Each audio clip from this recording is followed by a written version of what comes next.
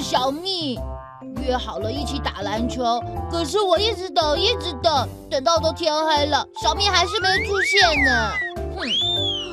原来是这样哦。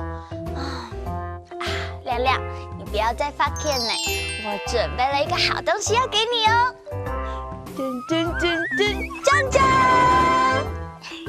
哇，是牛奶哥哥的签名 T 恤哎。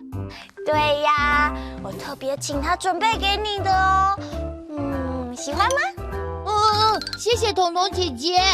看亮亮懂听的样子，是不是可以不要再生气了呢？啦啦啦啦啦啦啦啦啦！哎，亮亮你在家啊？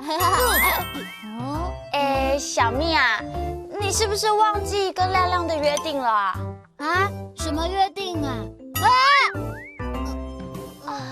哎呀，小蜜，你跟人家的约定不可以忘记啊！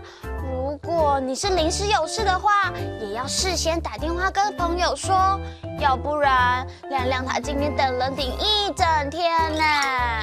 亮亮，对不起了。再说一次，对不起了。发现生气，发现生气。亮亮为什么发现呢？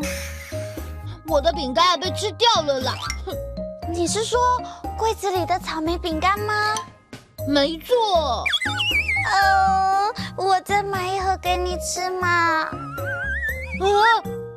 原来是你。是的。